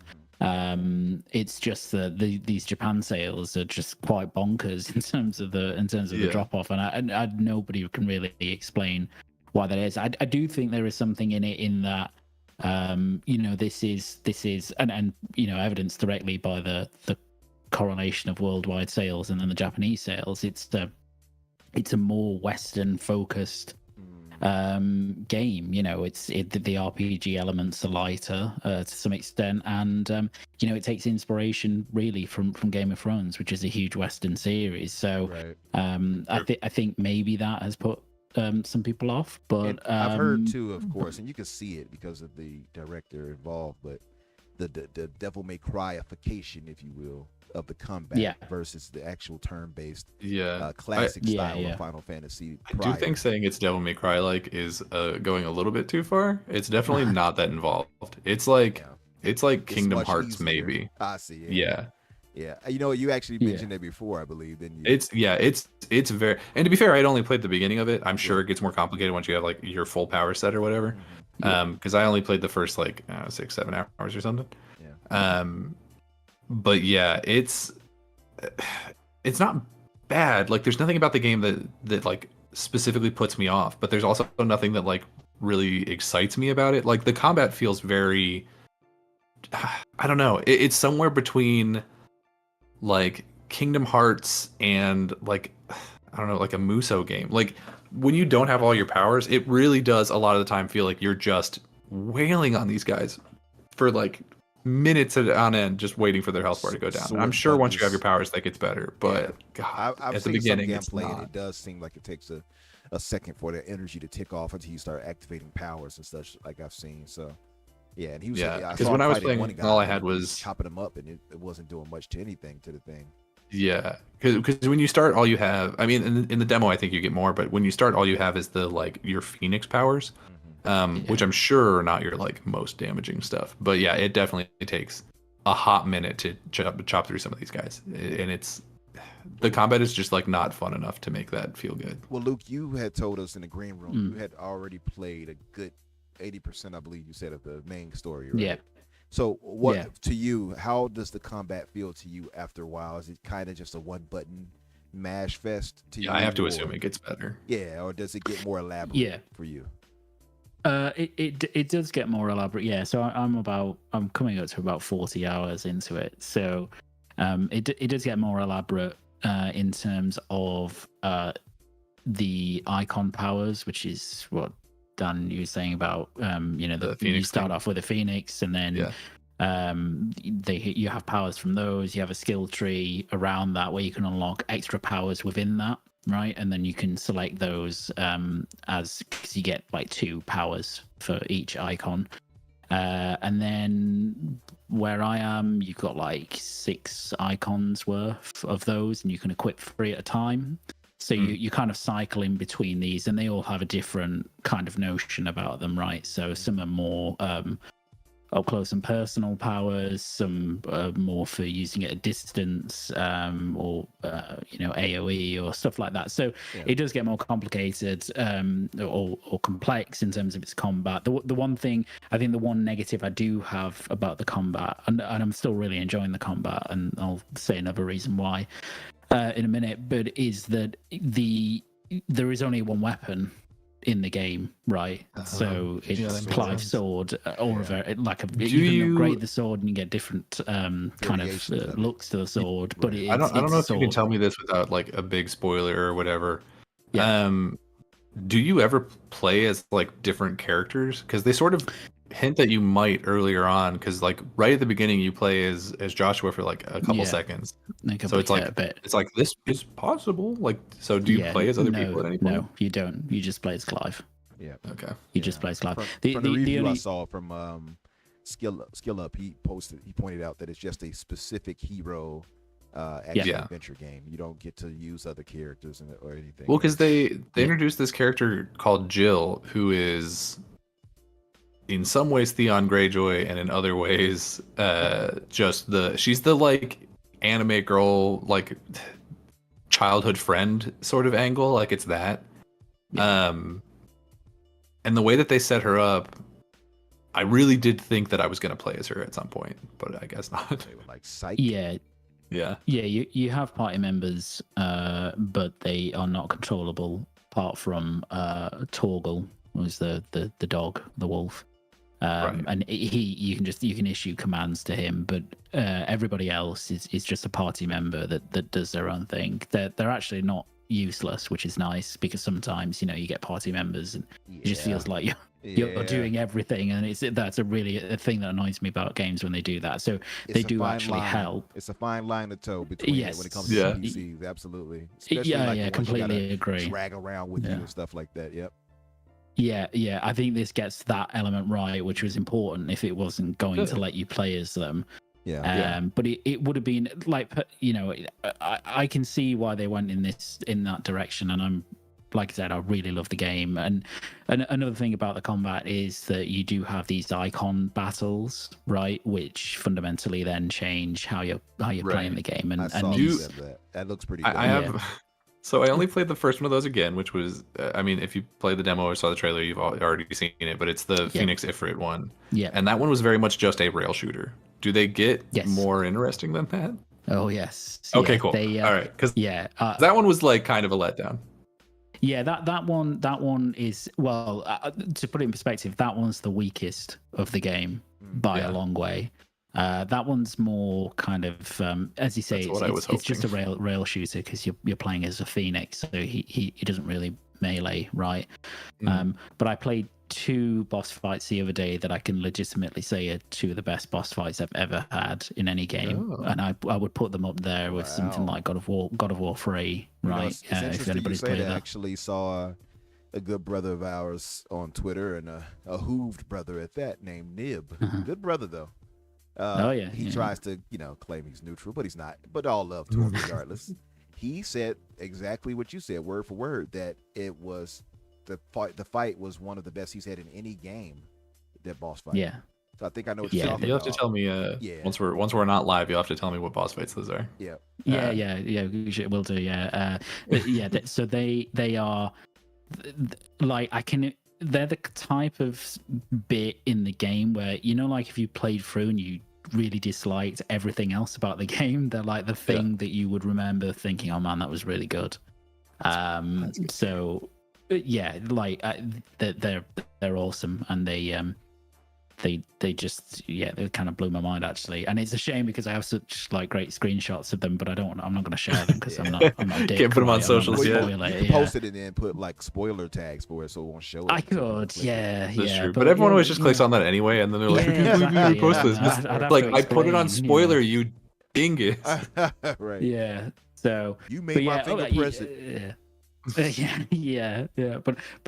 I mean, I'm trying to avoid Twitter at the moment anyway, because there's people that literally just go, oh yeah, I've completed the game, blah blah blah, give their thoughts, and then they attach like a screenshot of like non-spoiler of like the end of the game. Right. It's so frustrating.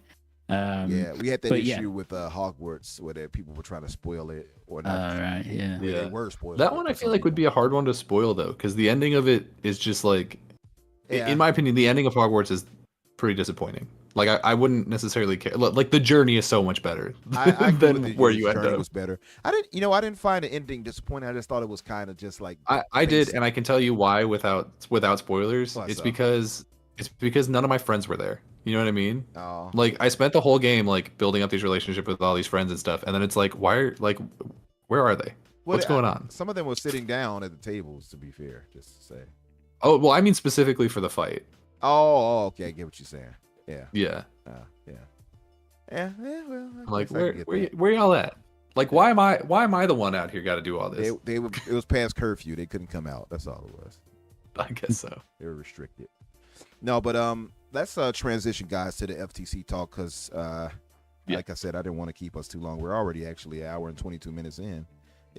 Every time I'm like, oh, it'll be like an hour. Nope. Well, this will probably be pretty fast, I think. Yeah, I'll just mention the Diablo situation, and then we'll go to the FCC. Oh, right, yeah, there's a new season coming out. It's called Season of Malignant or something. Yes. Yeah. Which is that movie where the lady has her like twin sister growing out the back of her head. Right. Hell of a movie. So they have the season 1 of the Battle Pass. It's coming in. It says coming July 20th. So it'll be coming pretty soon. They also showed a few transmogs, cold iron cosmetics, emote headstones, and mounts that we'll get. It looks pretty interesting. I'm not that big fan of the armors, though. I'll be honest. They're not impressing me. I don't want to walk around looking like the Butcher. I don't care for that too much. But then again, I don't have to wear the helm, so I might not do that. Have you played any of the Diablo, Luke? Oh yeah. Well, I'm a big fan of the franchise anyway. How are you feeling about Part 4? You liking it? Yeah, love it. Yeah, it's I've dropped it recently just to play Final Fantasy because that's kind of consumed me. But, how dare you? But just before I did, I was starting to get into the Paragon level, so I'd complete the campaign. I'm going to put a lot of hours into that, a lot more than I have already, which is a very, very considerable amount. I put hundreds into Diablo 3 and many more than that into Diablo 2. So yes, and the new season looks cool. I've got the Ultimate Edition, so I've got the Battle Pass as well, and the premium one and the skip 20 tiers. I'll be playing that when it hits. All right. Well, what class did you go with? I went Necromancer. Okay, yeah. I got Rogue myself. And right now I'm like level 81, I think. Nice. Yeah. You're well ahead of me. I'm like 50 something, and the levels at Paragon go very slowly indeed. So yeah, it's perfect. It's a perfect time for me to tell you 1v1 me, bro. Facebook, bro. So I can just murder you with one hit. And then gloat about it. I killed Luke. I collected his ear. No, it is fun. One thing I will say though is, unfortunately, Diablo does get samey and repetitive in the grind at the end.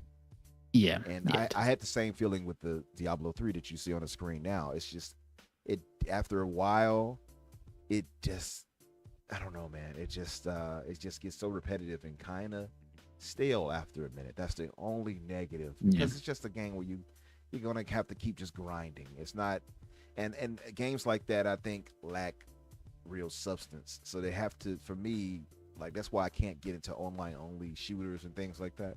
I need something that's gonna constantly keep me wanting to, like, motivating me, like a story campaign or something like that. And so something like this with Diablo is something that kind of doesn't tick with me after so long. But I feel like I'm going to get to level 100, beat Uber Lilith, and then that'll be it for me. Plus, we got Remnant 2 from the Ashes coming out. We got, of course, Starfield dropping in September. It's at a point I'm going to have to dip away anyway. So I feel like Alan Wake 2. Alan Wake 2. We got so many. That's going to be. Yeah, we have the. I genuinely might play Alan Wake 2 over Spider-Man 2, and I'm not going to feel good about it, but I might do it. Hey. I mean, to be fair, either one won't take you. They're so good. As long as Starfield. Both of them are going to be so good, though. Like, there's no wrong choice. Yeah, I think Alan Wake 2 is my most anticipated game. I'm so excited. Oh, is it? Okay. Yeah. Nice. It has been a while. I got a buddy who was just super hyped for Alan Wake, so this news really meant a lot to him to see that when it happened. So, but yeah. So let's move to the FTC talk. We'll keep it really quick, and we'll wrap it up anyway.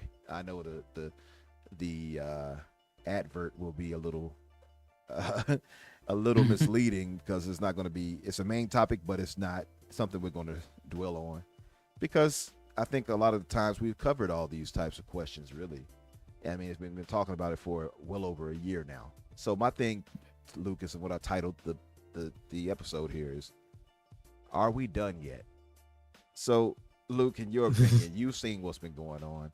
We talked about this last week too, and kind of covered some of the things. We talked about Judge Corley and how she corrected the FTC, and they're mentioning Sony and how Microsoft could have an unfair advantage over Sony. And she corrected them, saying, we're not doing this for Sony. We're supposed to be doing this about the consumers, right? It's about the consumers, not Sony, and about competition. So she corrected them on that. In your opinion, like the Wednesday they said of this yesterday would have been the earliest where we could have gotten her ruling as far as if she's passing the injunction or not. In your estimation, and July 18th, of course, is the cutoff date, what they call the quit date, where Microsoft will have to pay $3 billion to Activision. In your opinion, from everything you've heard, and I guess I'll just ask your opinion on everything you've heard, in your fairest thoughts, do you see this going in Microsoft's direction or the FTC's direction? It's a difficult question, and I guess I'm minded as a lawyer to be quite cautious about it, because unfortunately, with a lot of these, when you're arguing in front of a court and there's a sole judge, it can be quite difficult to get a grip in terms of where the actual outcome will be. I didn't watch or listen to all of the proceedings, right? Because I've got a life, but I did kind of follow it, and then heard more of it on the last couple of days than the first few. I'd say generally, I think it's more likely, to my mind, that the injunction would not be granted. but I can't say that with any certainty, right? Because if you're looking at it from a purely, I don't know, logical perspective, I wouldn't see why it would be. But then the actual standard that the FTC needs to prove or needed to prove it's not astronomically high. So I'm I guess my thoughts are quite similar to Hogue. If anybody's seen his thoughts, shout out to him, which is to say that it's not exactly like a strong case, but it doesn't have from the FTC, but it doesn't have to be super strong to necessarily get an injunction. So, yeah, from what I heard, I think I think the FTC's weakest stuff was in relation to the console SLC, right? Mm-hmm. I thought that was pretty poor generally. I think I said that to you in DMs as well. Like it just wasn't, when they were talking about that, it wasn't going well. The last day or the last 2 days, they did a bit better with it, but not to the extent that I thought that they were winning per se. I think they'll have more of a chance on the cloud stuff, ironically. But it's really difficult to judge. Like it's no longer a question about what do we think about the arguments, because it's kind of irrelevant what we think. It's just what Judge Corley thinks at this point and where she lands with it. But yeah, I know that's not the best answer, but well, it's a nuanced answer, and it's because it's a nuanced thing. It's like it's not. Can't give us it's not clear cut any of this, right? Because we're dealing with we can't go into her mind, and she may perceive the case in a different way than we do. You got any of those doors from Psychonauts? You can just like throw on the side that'd be of the really useful. We could clear this all up right about now. Now, one thing, like I guess just from listening to it, it seemed like, to me, she seemed very rational. So my thought process was, is if she rules against Microsoft, I think it seems fair that she was fair. It didn't seem like she was biased against them or against the FTC. No. She was just kind of straight down the middle, common sense. You know what I mean? But completely agree. So we had the New Zealand Commerce Commission. They filed as Keystone Report, they say. And just to point this out, neither here nor there really on this case, but it says the level of diversion derived in New Zealand is unrealistic, and Microsoft will not have a financial incentive to retain Call of Duty. Of course, meaning that they don't find an issue with them owning it, and they don't think that they would pull it away from PlayStation. And you also saw South Africa Commission approved it. So it seems to be the case that the FTC is really, in the CMA, of course, is the holdout. I think the CMA the cat might overturn it somehow, or at least I know you broke it down to us before, and have them go back to correct some of the things that they put out. Like the math wasn't correct. We all know that much because they falsely claimed that all of Game Pass users were cloud users. It sounded like, and obviously I couldn't see what they were doing, but it sounded like the FTC was still using some of that wrong math in their calculations and stuff. Yeah. Because there was a couple different points where I don't know any of the lawyers' names, but the Microsoft lawyer who did the closing argument was like, yeah, so this math is wrong. We've already gone through this whole song and dance with the CMA. It just literally is not true. Yep. Yeah, on the console side, yeah. Yeah, on the console side. Yeah. So I'll read this to you, and I'll get your thoughts. Now, I know this could be spicy because I pay attention to Twitter a lot, and I do know that this person has said some things that might not have been as professional or respectful towards yourself and other people. A Florian Mueller. Yep. He says how the merger PI decision might and how it would definitely not be made. He says impossible. Quotations. He says the FTC had a few interesting anecdotes. Let's block the merger. He says that's impossible, but possible, and he gives a 7-item breakdown that the FTC would have to do for it to work. Cloud streaming is not a market, but a deliverable method. Game over for FTC regarding all else. The market is more or less worldwide. In any event way beyond the USA, either game over for FTC, regardless of all else. Wrong market definition is sufficient, or the court didn't want to stop right there. Blah blah blah. FTC's expert did not calculate foreclosure scenario for cloud services, only for console. Call of Duty is undoubtedly huge and important, but economic evidence fails to show that COD is uniquely critical input for cloud services. 5, no evidence for profitable foreclosure of rival cloud gaming services. Game over for FTC regardless of all else. Existing contracts, NVIDIA, Boosteroid, etc., EU remedies offered to Sony alleviate any potential foreclosure concerns. And 7, FTC waited 6 months to go to federal district court, now seeks overreaching injunction given that it's a vertical merger. So do you agree with them when he says that? Because basically what he had pointed out was that it can't just be that it's about doubt. It can't be that we cast a bit of doubt on what they could do here. It has to be that they prove that it's going to cause actual SLC and harm. Do you agree with that assertion? Yes, broadly, yeah. I mean, what the court have to do in this case is they have to say, I mean, effectively, it's a mini trial as against, the FTC's administrative trial, right? So they're looking at, well, does the FTC have a reasonable chance of success of this argument that they have succeeding as against either the administrative court or, if it went further to a federal one. On the merits. So it's not. It's entirely correct to say that the standard is not doubt, right? It can't just be, well, maybe this could actually, maybe the FTC could win this case. It can't be that, or maybe this there could be harm. It's really hard to prove harm, right? Especially in these cases, because you're essentially crystal ball gazing. You can't exactly know. True. Nobody can know if there's harm in the future. Right. But there has to be some, a good precedent. Chance of it. Yeah, so like they don't a have good any precedent to work off of. So they have to have something that shows more. Than exactly. Doubt. I got you. Yeah, exactly. Yeah. So it has to be convincing enough, right? It doesn't have the FTC don't have to show, well, it's definitely going to happen, because that would just be unrealistic. And they can't do that. But so yes, broadly, yeah, I do agree with that. I don't often agree with Mr. Mueller, but yes, I do agree. I do agree with that.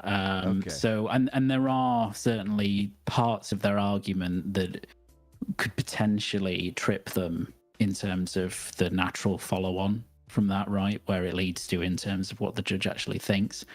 The difficulty is that I'm never going to sit here and assess the FTC, neither is Hogue or any other lawyer going to assess, each element of the FTC's decision, of the FTC's argument, and say, well, there's a hole.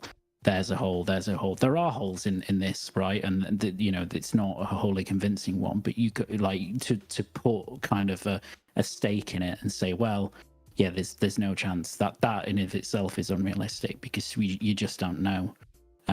You're not making that assessment. You're only making it from an outside and external perspective. You're not the judge. But broadly, what he said is correct in that regard. That's interesting, because you have a lot of people who see him and see he is pretty overzealous. I will admit some of the stuff I've seen him say, I'm like, okay, brother, you a little sound kind of more fanboyish than I thought you would at times. But he gives a lot of good information, and he's held spaces that I've been a part of, and he seems very knowledgeable about a lot of this stuff. So I don't doubt him when it comes to this, but I do acknowledge that he also has been hired by Microsoft before. So I will acknowledge that there must be some inherent bias there as well, to be fair. But that's interesting, because a lot of people doubted him, on what he's saying, because he's so entrenched and tied to Microsoft in a way. You know what I mean? Yeah. So. I mean, I don't think he's right on much else, but yeah, on that bit, yeah, like you know, You say a broken clock is right twice a day, huh, Luke? yeah. So, but, you know, look, I mean, I think the thing is with anybody like this goes for me as well, right? Or Hogue or Florian, you know, you in stuff like this, I think it's fine to pick up on people who claim to have knowledge or have experience or anything like that. When they start getting into absolutes, I would stop listening at that point. If they're talking in chances of probability or likelihood or what they think may happen, I think then that's fine, because they're just using what information they have and the knowledge they have and maybe the experience to say, well, this, you know, I could possibly go this way, that sort of thing. But it's very difficult to speak in absolutes unless it's on like specific points of law, which me and Florian have gone into before. But that's different. You know, that's not a substantive assessment of argument. It's more a legal point. So, I guess. And also it's important just to as you say, like, know the context of the person who's saying stuff. Right, because that's gonna guide you as to whether that might be, I don't know, over excited or you know perhaps lean in some particular way. I saw something interesting somebody posted. Now it was probably a Who brother. I just want to throw it out there, but he did point out that there is a term for people who, you know, are biased in a way where they don't exactly represent that they have ties to a company or might be working for them, but not acknowledging it. You know what I mean? They call them astroturfing. You've heard of that term before? I think so. Yeah. So, in your opinion, do you think? And maybe it's a bit spicy if you don't want to answer this. Do you think you might be guilty of a bit of that? Oh, I'm not. I think Florian is just very excitable about this stuff. Yeah. I don't know if he has any actual links to this. Like he denies that. I mean, I know he's been transparent about his background and stuff like that, and that's for everybody to see. So yeah, I like it. The thing is that I'm not gonna go to that level because other people have done that to me. Yeah. And I don't sink to that because I'm like better than those people. So that's fair. I figured I figured you wouldn't, you know, jump to that. I just wanted to throw it out there to see what No, it's it's an entertaining question. But yeah, like I don't know. I mean, look, I think, you know, people have different motivations about this stuff. My motivation, my personal motivation for this stuff is this is what I do.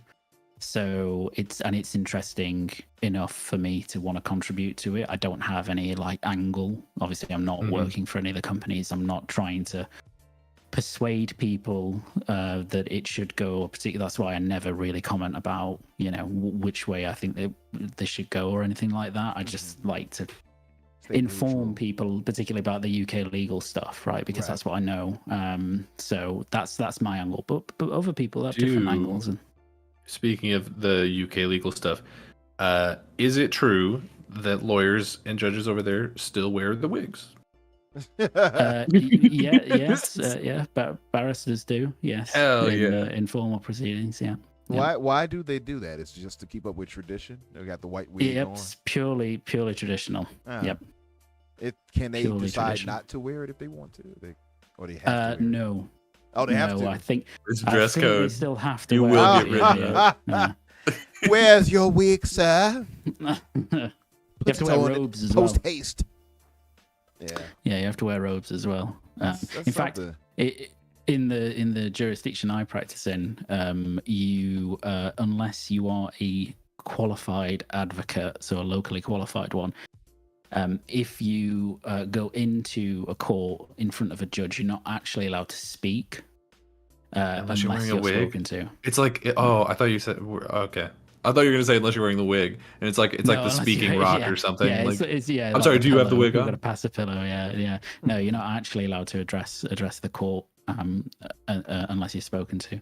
Really? Even if Wow. you're a fully qualified lawyer, unless you have this Wow. specific advocacy qualification, you're not allowed to address. What's something the So- judge would say to you if that happened, if you did speak out of turn?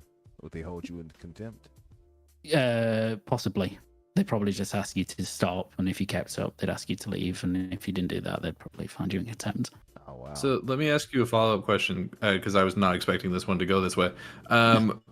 Are there different kinds of wigs? Do people like customize their barrister wig or No, whatever, I or is think it like it's just there's a the box standard and it wig. has to It's be just that a way? standard wig, yeah. Okay. Yeah. I wanted to know if somebody was gonna like braid cornrows into their wig or something. Yeah, like a multicolored wig, like a bright yellow wig. Someone has to Something. have, as like a graduation, like, oh, you graduated British law school. Here's your Here's your wig. victim bedazzled wig. Yeah, Yeah, someone's done here's that a as a wig. bit for sure. Now, Yeah, no, you only get your wig if you're a barrister. So Luke, if they had it where the dress code was that you guys also as lawyers would have to wear what you do it, would you get into this profession? well, I'd have to. I mean, if I wanted to, if I was representing a client and going to court, I'd have to, wouldn't I? Yeah.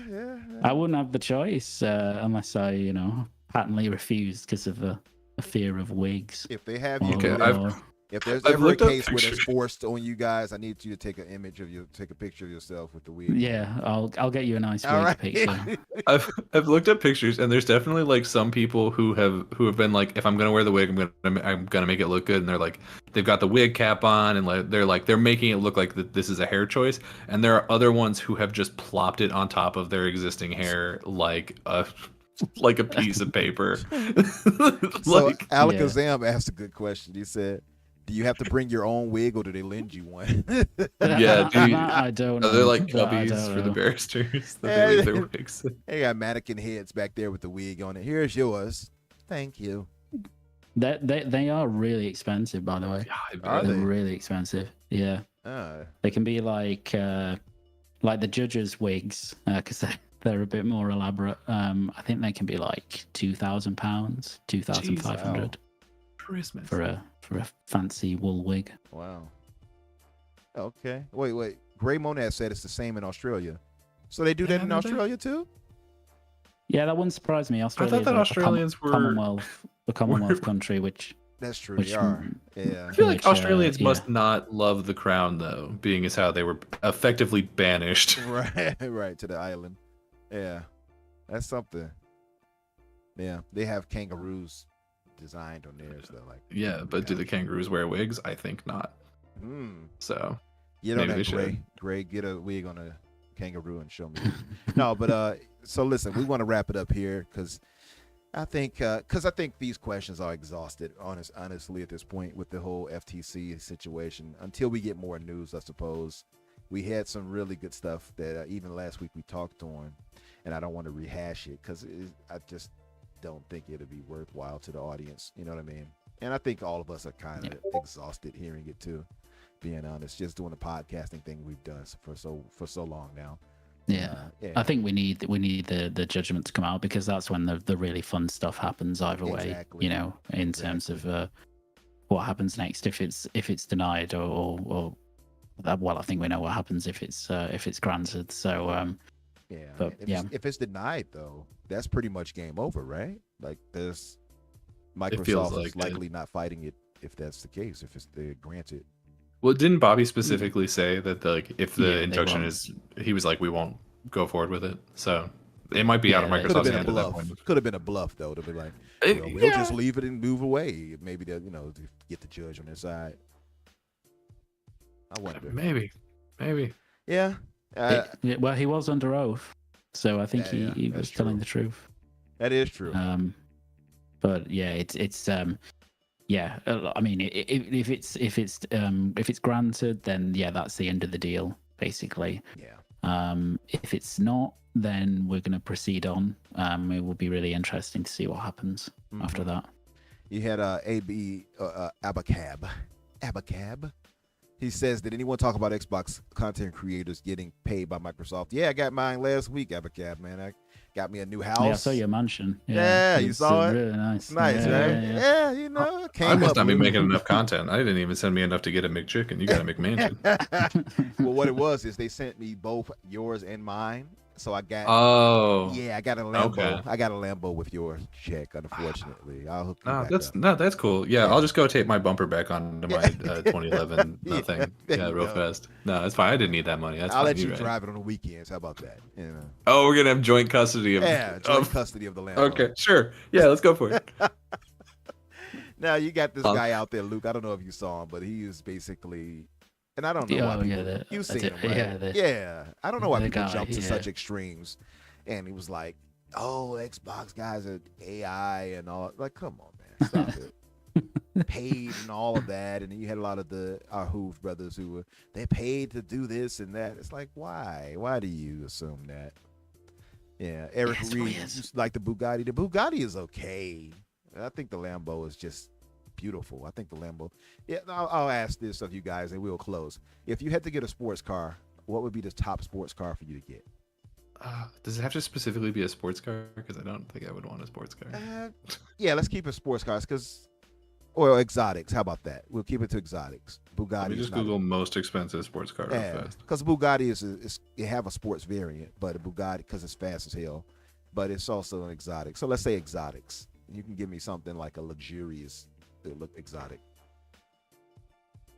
I wouldn't actually. Mine's a bit kind of a level lower than that, but the car I really, really want is a Porsche Taycan. Hey, that's a nice one. Because I just think that's. I saw one on the road the other day. It looks just amazing. Yeah, those are gorgeous, actually. Seeing, you know what's crazy? Like you'll see it doesn't do justice seeing it on TV and stuff like that. These cars, but you see them in person, it's like, what is this thing? They look insane in person. Yeah. Like the Corvette, Yeah. like the 2020, I think 22 version or something like that. I saw the other day, and I'm like, damn. Like Yeah. I'm not even the biggest fan of Corvettes, but it looks glorious in person. No, I feel you. Where I work, there's a lot of people who come in who they'll just like casually rock up in like Porsches and like Supras and like all this nonsense. Yeah. And I'm just like looking out into the parking lot, and they're parked like two spots down from my 2011 Nissan Versa with the hatchback and the bumper tape back on. And I'm like, small world, dude. Small world. Yeah. What does this say? The Blue Golf. He says 2005 Ford GT. That's a good one. Aston Martin DB9. Isn't that James Bond's car he had too, right? Yeah. It was one an is Aston dope. Martin. I don't know which one. Yeah, it's the one that's got that they big do. wing on the back. There was a partner at my old firm I worked for a couple of years ago who once on the like internal intranet, he just did a post where he was like, "Oh, just FYI, anybody who's interested, I'm selling my Aston Martin DB9. It's in the garage. If Yeah. you know, like the kind of court garage. just if anybody wants to pony have up a a look. good 500,000 and it's all yours. Yeah, just just pay some ridiculous price. Yeah. But he, you know what, he sold it a week later. So Oh, hey, somebody wanted it. Yeah, there we go. yeah, Gray Monad said give him a Ford Mustang Boss. Yeah, that's a dope one too, actually. And of course, okay, so Delonte asked, can we talk about how Sony content creators don't actually game? One was exposed. Yeah, so it's a bunch of them like that, actually, Delonte. Dolomite, rather, I'm sorry. Dolomite. It's a bunch of them like that who will post all the time on Twitter but don't actually game. It's a bunch of them like that, man. So I'm not surprised by that at all. A lot of these guys are just here to be toxic. You know what I mean? And I'll be honest, that's on both sides of things. But I think a lot of the content creators on Xbox side of things actually game, and I've seen them because I've gamed with them. You know, so it's weird. I don't understand people like that really who just out here to be negative. I really don't. But yeah, so let's wrap it up, guys. This was a decent conversation. It's a very light news week for us. So for us to actually get close to 2 hours, or actually about to be 2 hours now, it just goes to a testament of how much we talk, and we should be shutting up sooner than later. But Luke, brother, want to thank you again for joining us. And I did want to have thought. I just in my mind, I figured we would have this decision, Wednesday. Hopefully, I was hoping amongst hope, and then we could really lay into it. You know what I mean? But we didn't get it, unfortunately. Oh, there was a good question. Serenity asked. It says, if Microsoft extends the deadline with ABK, do they still have to pay them $3 billion? Is that the case? No, they wouldn't on July 18th, because they would extend it beyond to whatever date it would be. But then almost certainly what will happen is that termination fee, whatever the new date is, that will be increased, because Activision incur more risk by extending it again and incur more of their business being tied up while they're waiting for a resolution. So I don't know how much that would be, but it would probably be like 3.54 billion or something like that. And I doubt there would be any extension beyond that. I see. So to go up a cool 500 million. That's sheesh. Yeah, maybe more. I mean, it depends. I mean, it's a purely commercial negotiation at that point as to what Activision are willing to give, because really, Activision are in the driving seat here, because they can sit. It's very easy for Bobby and the board to sit here and go, well, yeah, we'll fight the FTC, the CMA will help you with that. We're under an obligation to do that under the merger agreement, but we're only gonna, we can only do what we can. And at the end of this, if it all goes pear-shaped, we're walking away with $3 billion, which is, coming close to half of ABK's yearly revenue, right? So it's a huge payoff for that company. Absolutely. It would be crazy if they decided to pull out ABK and so we're just going to remain independent or some nonsense. They got the money don't put it past Bobby, man. He's crazy.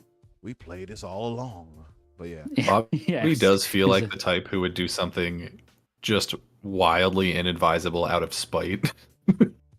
Like I could see him doing some just like insane nonsense, some weird stuff. Yeah, good old Bobby. Yeah, good old Bobby. But good old golden parachute, Bobby. Right?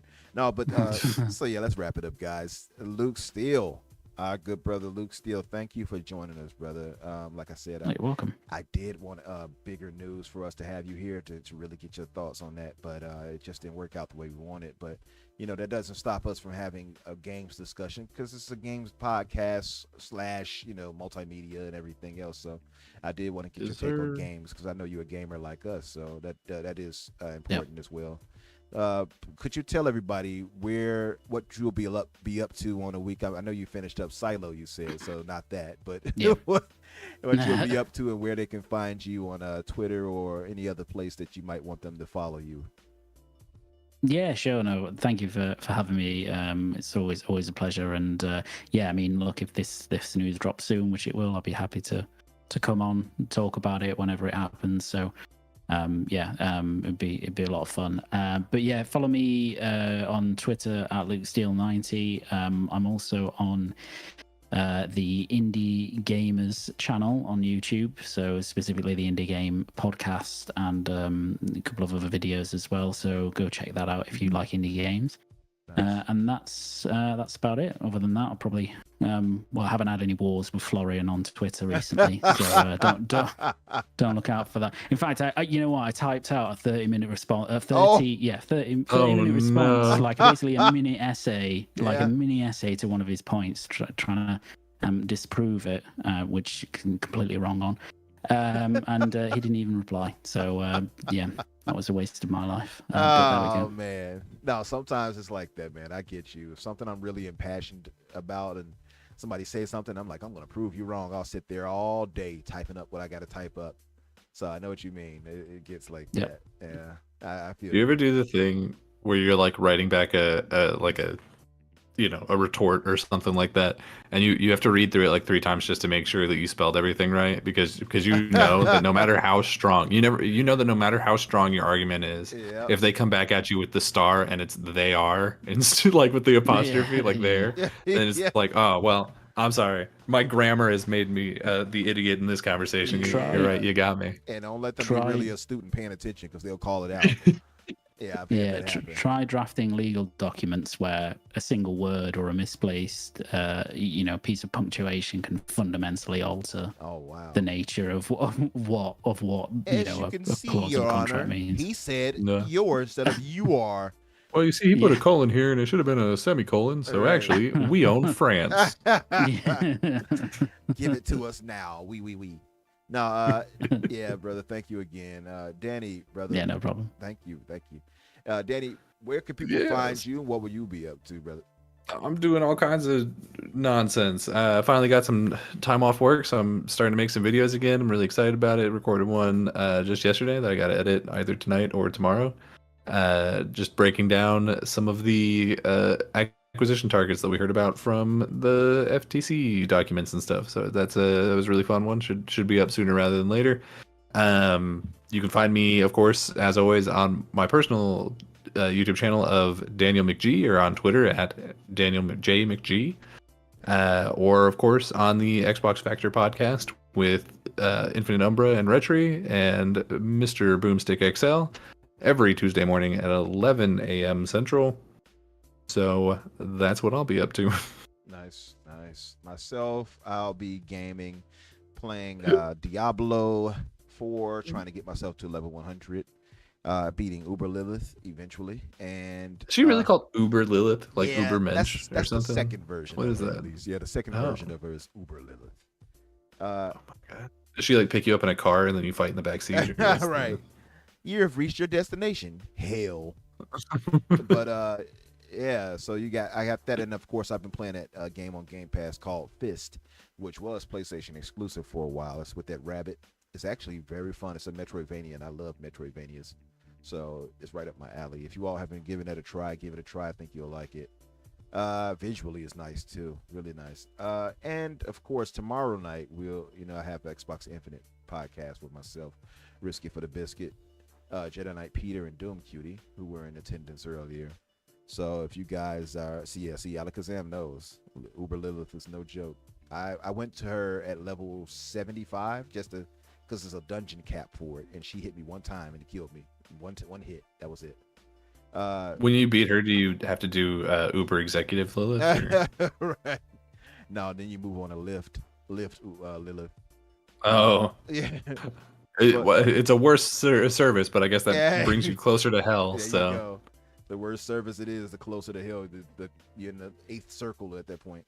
But yeah. So guys, come by for the Xbox Infinite podcast tomorrow night at 8:00 Eastern as well, 8:00 p.m. Eastern, to be exact, and support us over there. And thank you all for being here with us. And if you haven't done so, please give the show a like, and if also subscribe if you haven't done that as well. Again, your name will pop up on the screen, so it's a reward for you and us both, And yeah, we're gonna get out of here.